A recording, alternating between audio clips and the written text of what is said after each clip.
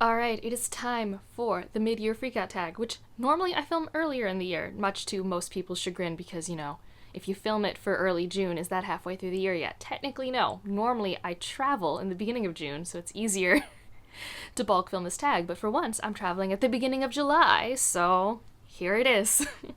And although technically I still currently have 4 days till the end of June when I'm filming this, I don't think I'm finishing any other books. This is truly reflective of the first half of my reading year. First question is the best book you've read this year. Normally this is a really hard question for me, and it really just shows how, the greats are so great for me this year, but there still just haven't been enough. I need to figure out how to up those numbers. Although, in some ways, I had, my least amount of books read in June, but it was one of my best reading months, so I don't know, there's probably no way to science this. But, to get back to the question, the best book I read this year was The Wall of Storms by Ken Liu. Easily one of the best things that I've read this year. It was so compulsively readable for me. It was the perfect thought experiment for me. It had amazing pacing, the ebbs and the flows. When you're reading a chunky epic fantasy, you want those slow moments, the slow build-up, but you also want those explosive moments, and the pacing of all those things, the influences from other genres, and, as you probably know, I've gotten to interview Ken Liu, and that was amazing, and so reading The Dandelion Dynasty this spring has been pretty phenomenal for me, but by far the best book I've read this year specifically was The Wall of Storms. The first arc of that book with a climax is one of my favorite things.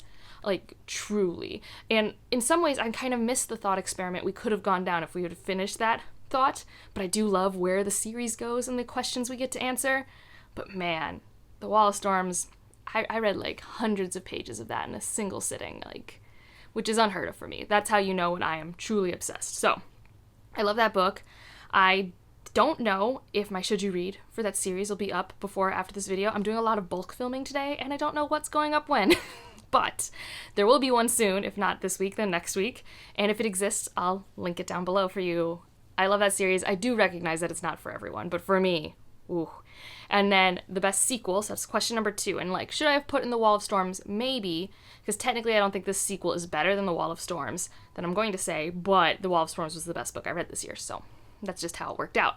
But I will say The Faithless by C.L. Clarke, fantastic sequel. I think it does everything we all love who've read The Unbroken and loved it, but then I don't know, it's even better because it's more political and more slow burn, especially between character, relationships, and, asking the question of what next.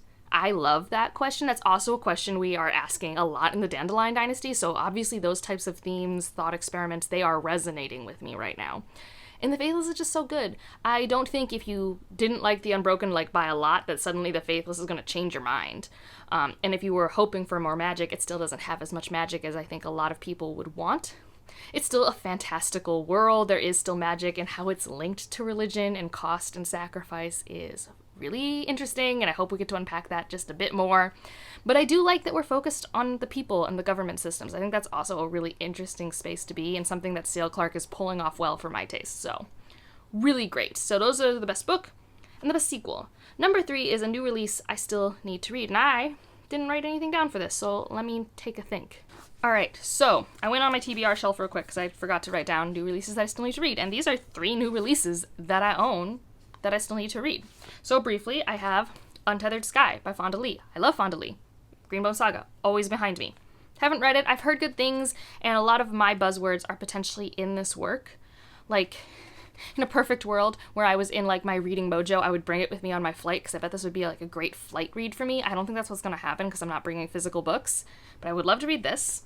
I have the new Marco Shiru, and I really want to get to this. I love Each of Us a Desert by them, and this seems like it's going to be a darker unpacking of the queer experience for teens, and I just thought the writing in Each of Us a Desert was stunning and beautiful and lyrical, so I want to try this out. And I've had it for a while, and I just haven't picked it up yet because I'm really bad at prioritizing my young adult TBR. I have quite a few young adult books that are on my personal radar that I just don't gravitate towards, so maybe I should just throw it on TBR and see what happens. And then this is probably not going to be read till the fall, but this is Our Share of Night, which I believe came out earlier this year, the translated to English version. I bought this for Ryan and I to read, and maybe my patrons will read it as well. We'll find out the exact nature of a buddy read in the future, but it's a big one. And so it's definitely, I believe, going to be a fall horror read for for me. So I guess those are the new releases that I haven't gotten to, but I'm not like, I don't feel very behind on new releases. Like as I do my recent release roundup videos, I tend to at least take out from the library the ones that I really want. I think another one that I still want to read is Feed Them Silence by Lee Mandello. I really loved Summer Suns by them, and this has been a novella that's been getting really good buzz. But also I think novellas are also hard for me to prioritize. I don't know why. Number 4 is most anticipated release. This should be no surprise. I actually have the arc of one of them. The Blue Beautiful World by Karen Lord. So exciting. I cannot wait for this. I have the arc, but I want to reread the first 2 books in this world. Like, it's not like a trilogy, but there are character crossovers, and I don't know, in my head, I just want to reread them because they also come with new short stories. But this comes out in August, and then also in August, we have Labyrinth's Hearth, which is the 3rd book in Rook and Rose, which I also want to reread. I'm just so excited that my 2 most anticipated books are coming out in August. And I think there are a few others. Like, I think the new Foz Meadow will be coming out in December. But I don't know. In my head, like, August is the goalpost. My favorite things are coming out in August, and I cannot wait. And now we get into less fun stuff and more disappointments. And this was hard because this was so easy to write answers for. Versus, like, other ones I could only write, like, 1 or 2. This is, like, I could have gone on and on.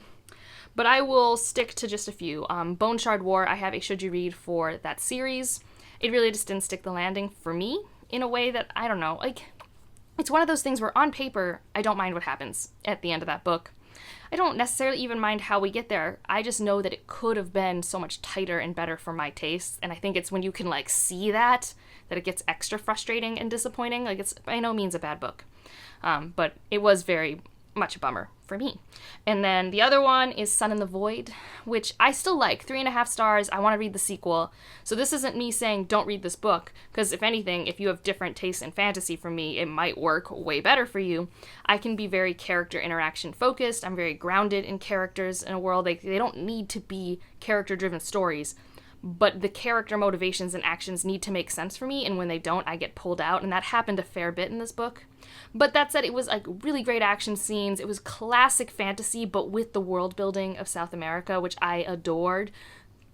I can't praise the world building more. Like, it's just so cool how the magic is tied to metals, especially if you know the history between mining and metals in South America, and the different political systems that are set up, and it's just... It was really fun reading something that felt like classic set fantasy, but in a completely different setting.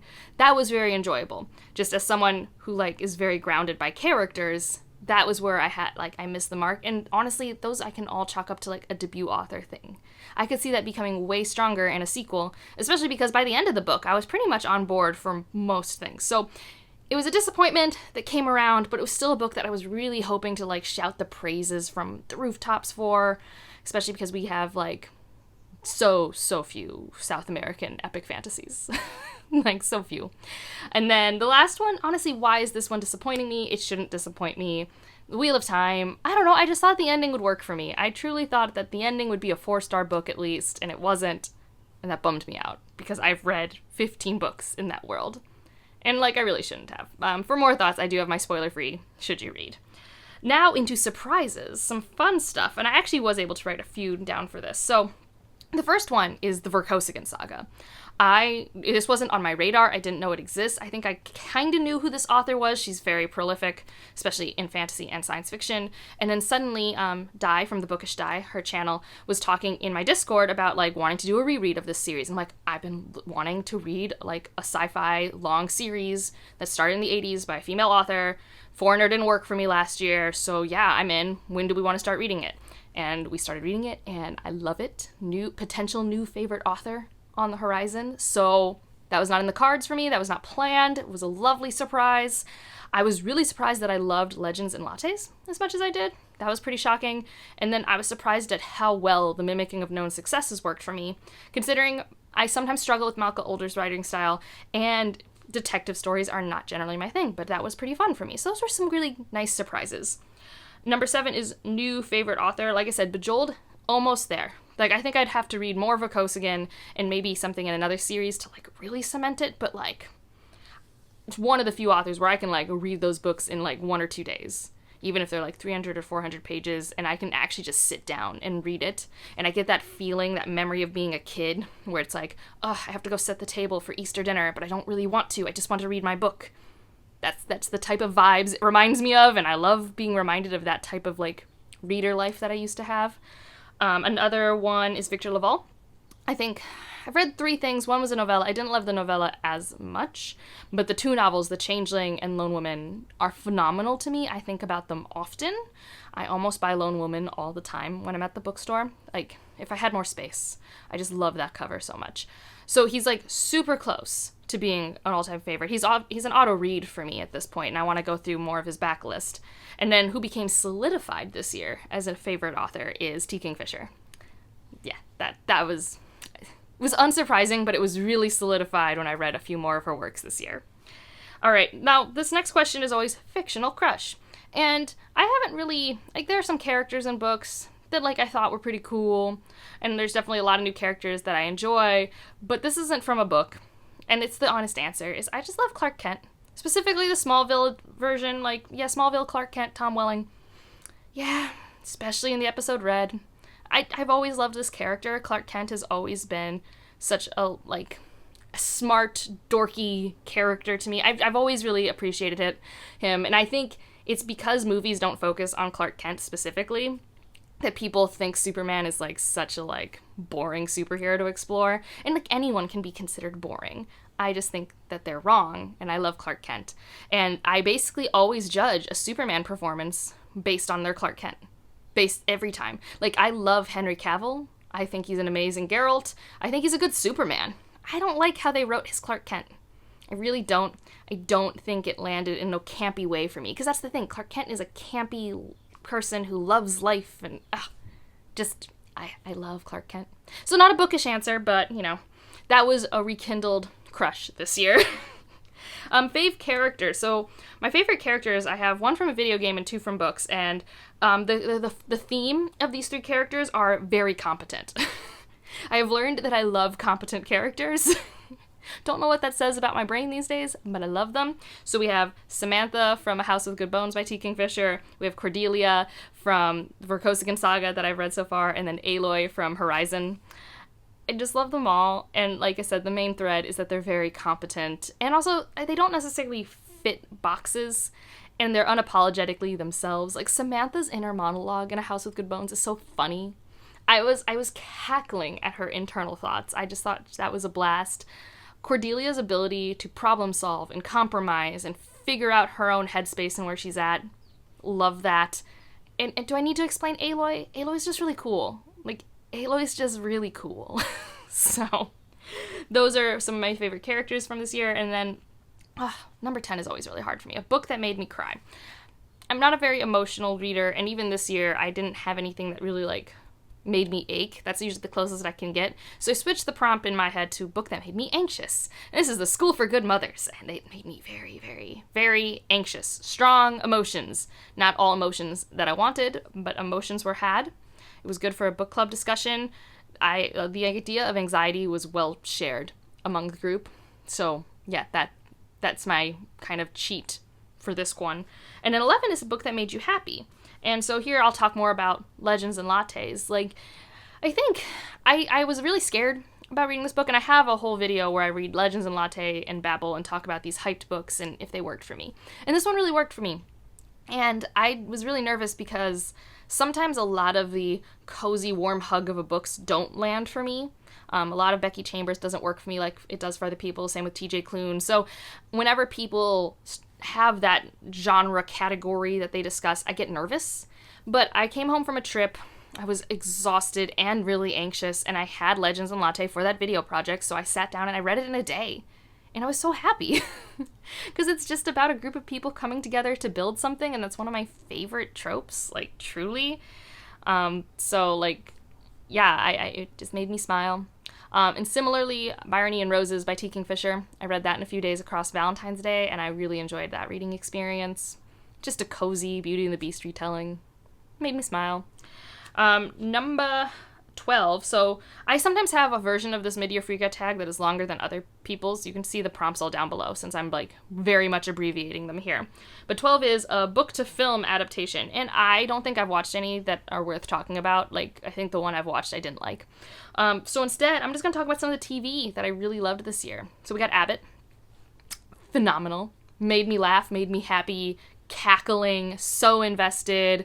Really hope this writer's strike thing works out so I can get more soon, but and like most of the time I feel sitcoms have to like find their groove, right? Like the first season is always the one you have to push through and then the characters know their dynamics. No, episode 1, Abbott knows what it is and it shines and it's beautiful. And I freaking love Gregory. I mean, I love them all, but Gregory's great. Potentially another fictional crush. I have no clue. But love Gregory, and then I just finished Ted Lasso. Ted Lasso brings me joy. Really love that, and we're almost done with season 2 of The Bear, and that is also phenomenal. So those are like the TV highlights for me of the year. And now there is the question of a video you're most proud of the year, and for me, this is finally interviewing one of my favorite authors. I always told myself, Angela, you need to reach out. You want to interview people. You want to talk to your favorite authors. Just send the email. Just, reach out. And I had this idea last summer, maybe last fall. It was like a year ago where I'm like, my Science Behind the Magic series is not working for me in my brain and what I can do production-wise. Like what I wanted to do production-wise was not in my budget. Like I couldn't pay someone to help me do it and I didn't have the time or the spoons to learn it. But then I went to an author interview. It wasn't an interview, an author speaking event at the Brookline Booksmith. And it was Ken Liu. And I realized, oh man, I can revive this series by just talking to authors about the science in their books and where they took things from and what they subverted. And so it took me a long time to then get the spoons to send an email, but I did the first in that episode series, and I actually already have lined up the next one. And I'm just really happy about it. Like, it actually makes me so excited to be filming again because I'm doing a thing that makes me really excited. And yeah, it's just so cool. Just so cool to talk to these people who have like such fascinating ways of thinking and then condensing that into words. It's just great. Another video that I really glad I did, even though it was an odd experience, was my looking through the Goodreads Choice Awards for the last 10 years of young adult fantasy and science fiction. That was a time, and I now feel like I have filled in the gaps of my knowledge in very, very popular young adult. Like everything but Leigh Bardugo, I think. I've now basically read the big ones. And number 14th is the most beautiful book you've gotten this year. I think everyone's showing this book, but like it facts. Trust in the Emerald Sea. This isn't even one of my favorite books that I've read this year. But this book is stunning. Like stunning. It opens well. Ugh. So cool. But also, these I don't even think are, like, objectively beautiful, but they bring me joy. Like, there's a lot of serotonin that I own these, because the previous covers that existed were trash. And so these are 2 Karen Lord books, The Best of All Possible Worlds, and The Galaxy Game. Like, I love the UK covers of these, but, like, the US covers before were so trash. And these are so floppy, and they're, like, favorite books. So to be able to, like, get new versions of books that are favorites, it just makes me happy. It makes me think that they're very beautiful, even though I do think they are generally just, stock images. But I like the color palette too. It works for me. So those are some beautiful books, although I think all my books are pretty beautiful. And then number 15, I'm going to punt that to a video that'll come in a couple weeks, which is books you need to read by the end of the year, because I am reevaluating some of my reading challenges, some of my reading goals, and figuring out what I'm keeping, what I'm getting rid of. Do I want to focus on my physical TBR? Do I want to focus on certain challenges? What do I want? And when I come back from my trip, I want to look into that, and I want to make a video about it. So that is to come, but there is technically nothing I have to read. That's not how my reading life works. Whatever my buddy reads are, whatever, I have to do for book club, like, there's always obligations, but there's not, like, I don't have, like, a countdown timer TBR. It's not like reader on haul. That's not happening over here. All right, so that's my mid-year freakout tag. Let me know if you've done this tag. I always love watching it. I think it's always a fun condensed form of, like, what everyone's snapshot of the year of reading has been so far. If you just want to leave me an emoji to let me know you're here. I don't know. What books have we talked about that might give good emojis? Oh, I have no clue. Something science-y for my, like, new Science Behind the Magic series. I think that'd be cool. If you want to answer any of these questions just in the comments down below, feel free. I love reading those. And otherwise, like if you liked it, subscribe if you want to, and I'll see you in the next one. Bye.